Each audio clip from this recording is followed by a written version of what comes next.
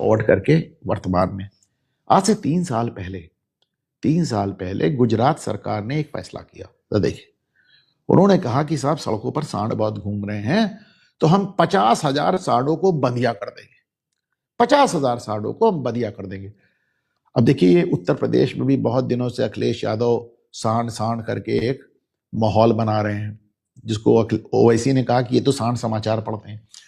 तो गुजरात से खबर आती है कि 50,000 सांडों को बंदिया किया जा रहा है। सांड क्या, सांड होते क्या है? तो भाई जो बैल होते हैं उनको आप खेती बाड़ी में इस्तेमाल करते थे, बैलगाड़ी में। अब बैलगाड़ी रह गई नहीं, खेती बाड़ी रह नहीं गई, ट्रैक्टर हो गया, बेचारे बैल बेकार हो गए, तो बहुत बुरा हाल हो गया इनका।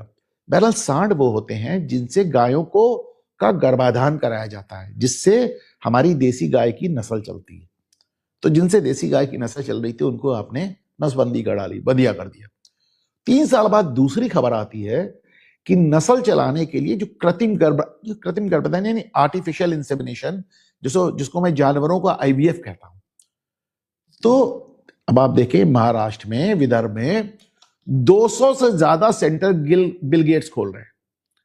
ये कृत्रिम गर्भाधान के लिए खोल रहे हैं। अब ये क्या डालेंगे इसमें, अब आप सोचकर देखिए, आप खुद ही आपको समझ में आ जाएगा। देखिए, आपको बताऊं, हमारे यहाँ जो आयुर्वेद में दूध, जो घी, ये सब चीजें मानी गई हैं, गाय को माता ऐसे नहीं माना गया है। हमारी देसी गाय का दूध अलग होता है। पर आपने देखा कि ब्रिटिशर ने क्या किया, एक वहां पे उनकी जगह एक आइल है जर्सी करके, तो वहां से वो जर्सी गाय लेकर आए और कहा कि इसका फैट ज्यादा है, दूध गाढ़ा है, जर्सी गाय ज्यादा दूध देती है। अब जो लोग ये डेयरी वेरी चलाते थे और जो अभी भी चला रहे हो जर्सी ही रखते हैं, जैसे मेरे यहाँ गाय हैं, मैं अपने यहाँ से देसी गाय रखता हूँ, तो जर्सी गाय लेकर आ गए। जर्सी गाय दूध ज्यादा दे रही है, जर्सी गाय ज्यादा मोटा दूध दे रही है, ज्यादा घी निकल रहा है, ज्यादा फैट निकल रहा है, और धीरे धीरे पूरे हिंदुस्तान में जर्सी गाय फैल गई। जर्सी गाय वो नहीं है जिसको हमने मां माना है, लेकिन देखिए आज जर्सी गाय ज्यादा है और हमारी गाय कम है। मैं आपको एक आंकड़ा दिया था 1947 में, 1947 में एक आदमी पर हमारे पास 8 गाय थी। आज हमारे पास 4 आदमी पर 1 गाय है। खत्म होती जा रही गाय, ब्रीड ही खत्म होता जा रहा है। अब आप देखें, हमने इन गायों को के गर्भाधान के लिए एक ऐसे व्यक्ति को चुना है जो मानसिक रूप से बीमार है, जो विकृत है, जो इस उम्र में जिसको छोटी छोटी लड़कियां चाहिए, जिसकी पत्नी उसको इसी नाम पर छोड़कर चली गई, आज तक गालियां देती है। हमने वो विकृत, वो साइकोपैथ चुना है। तो किसके लिए इतना पैसा कमाते चले जा रहे हो? लेकिन है पागलपन, है जुनून है। कहते हैं बड़े दानी है, किसको दान देते हैं? अपनी फाउंडेशन को दान दे देते हैं, अपनी फाउंडेशन को दान देते हैं। इन्होंने, आप समझिए, पूरी दुनिया के बीजों पर कब्जा कर लिया है। पूरी दुनिया में ये पहले जाते हैं, बीज के लिए पैसा देते हैं, बीज के ऊपर हक जताते हैं, बीज को पेटेंट करते हैं, फिर बीज को मॉडिफाई करते हैं, जेनेटिकली उसको ट्रांसफर करते हैं, वो इनका हो गया। पूरी दुनिया के बीज इनके पास हो गए। अभी इनके बारे में और बताता हूं, लेकिन अब आप देखें, मैंने आपको बताया था कि 2013 में सर्वाइकल कैंसर की वैक्सीन लगाने के नाम पे इन्होंने कितनी लड़कियां मर गई थी, कितनी ढेर सारी उनको वो हो गया था, पैरालिसिस हो गया था।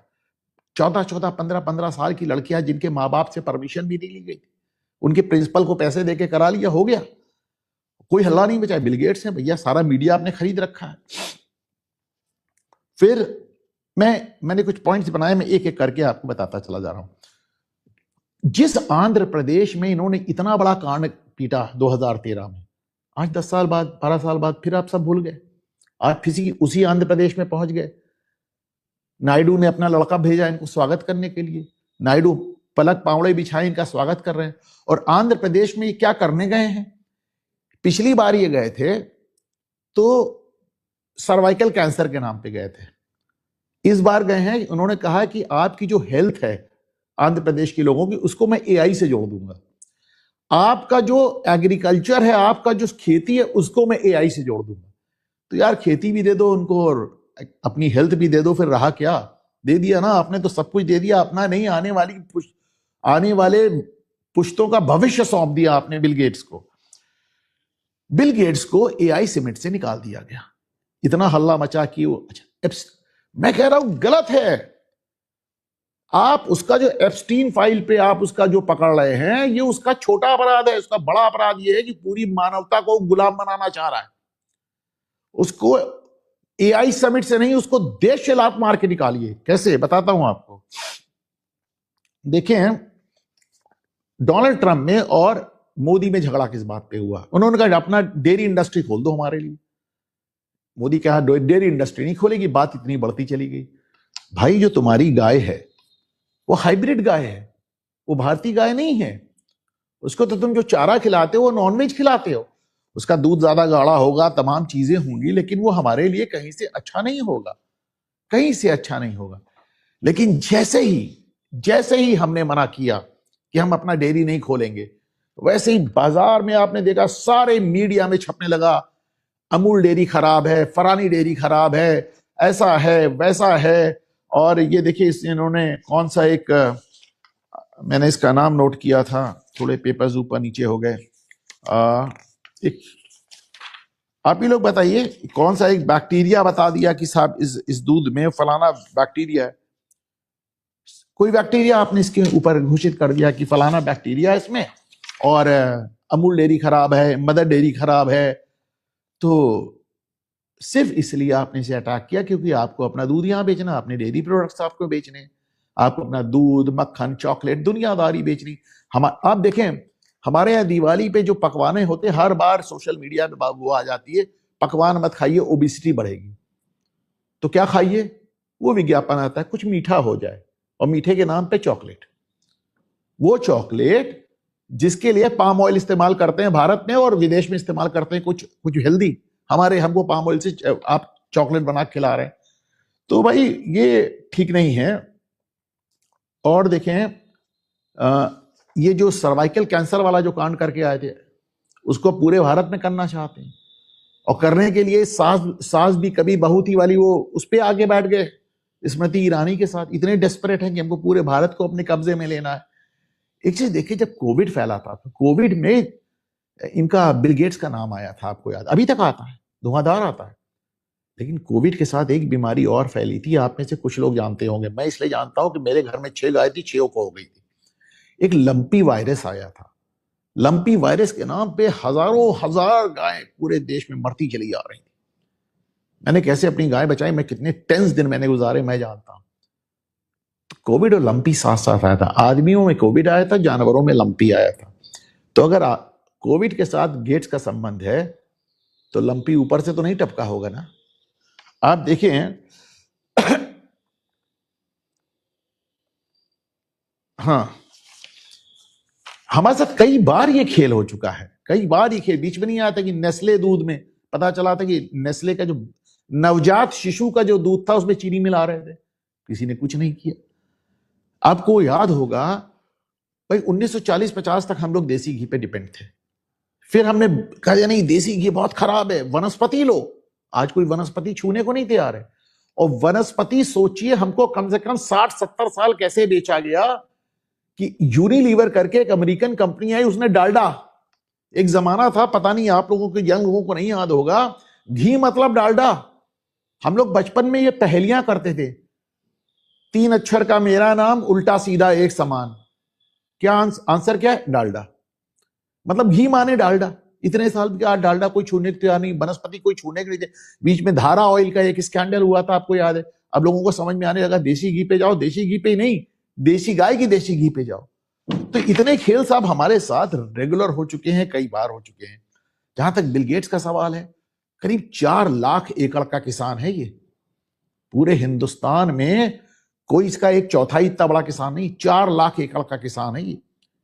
और अपने यहां ये जेनेटिकली मॉडिफाइड, अनुवांशिक रूप से परिवर्तित बीजों का इस्तेमाल करता है, हाइब्रिड काउज बनाता है, उन काउज से मिल्क, बटर, कर्ड, ये दही, चॉकलेट सब बना रहा। अब इसने एक और कांड कर दिया है, अब इसने लैब में अपने बटर बना लिया है। अपने लेबोरेटरी में एक ऐसा मक्खन बनाया है जिसके लिए गाय का इस्तेमाल ही नहीं है। हवा से कार्बन डाइऑक्साइड लेके, पानी से हाइड्रोजन लेके, एक रासायनिक प्रक्रिया से इसने लेबोरेटरी में बटर बनाया।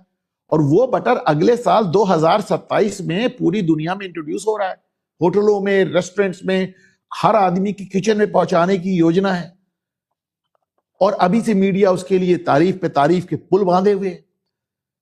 आप देखें कोलंबिया में ये आदमी इसने अपना ये 3 करोड़ मच्छर हर हफ्ते बनाता है, genetically modified.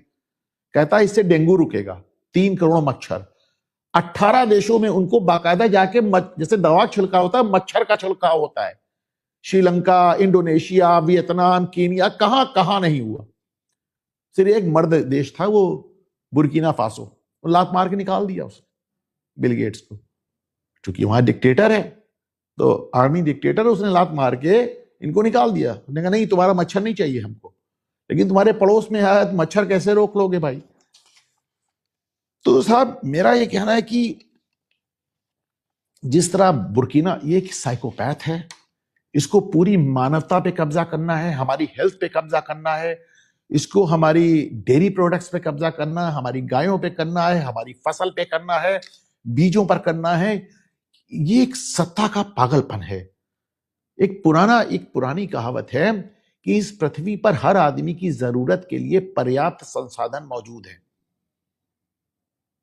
This planet has resources for every person on this planet.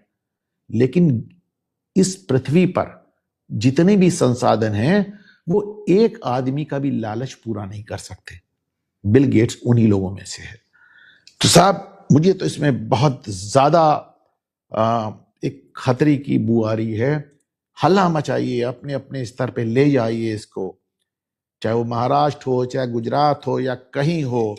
मुझे पूरी उम्मीद है कि हम लोग इस साइकोपैथ को, इस दरिंदे को, आप जानते हैं कि मैं बहुत केजरीवाल ना हो तो मैं जल्दी बहुत कठोर शब्दों का प्रयोग नहीं करता। दरिंदा साइकोपैथ जो पूरी मानवता को कब्जे में करना चाहता है, जिसकी भूख छोटी छोटी लड़कियों से मिटती है। मतलब इतना पैसा है तुम्हारे पास, अगर तुम्हारे अंदर इतनी तुम ठरकी हो तो दुनिया भर की तुम्हारे पास हॉलीवुड बॉलीवुड सब उपलब्ध है, पर नहीं, तुमको मासूम बेजुबान लड़कियां चाहिए। और इनके हाथ में हम अपनी खेती दे दें, इनके हाथ में हम अपना हेल्थ दे दें? कभी नहीं, never. If need be I myself will go to Supreme Court. अगर जरूरत पड़ी तो मैं खुद जाऊंगा सुप्रीम कोर्ट पर देखिए साहब, बिल गेट्स का खरीदा हुआ सिस्टम है। जब चाहता है मीडिया वैसे छापने लगता है। पॉलिटिशियंस का ये हाल है, मैं कहना नहीं चाहता कौन कौन पॉलिटिशियन किसके किसके पेरोल पे है, क्या बोलूं। जब तक सबूत नहीं हुआ आप बोल नहीं सकते। आपने आंखों से, मैंने अपनी आंखों से, आज भाव के साथ देख रहा था ना, आंखों देखी। मैं भाव जैसा तजुर्बा नहीं, लेकिन अपने 50 सालों में मैंने भी बहुत कुछ देखा है, बहुत कुछ देखा है अपनी आंखों से। वो देखा है जो कह दूं तो भूचाल आ जाए, लेकिन मैं बस आंखों से ही देखा है ना, तो मेरी आंखों में कोई रिकॉर्डिंग तो होती नहीं, क्या किया जाए। और ऐसे समय में जब हमको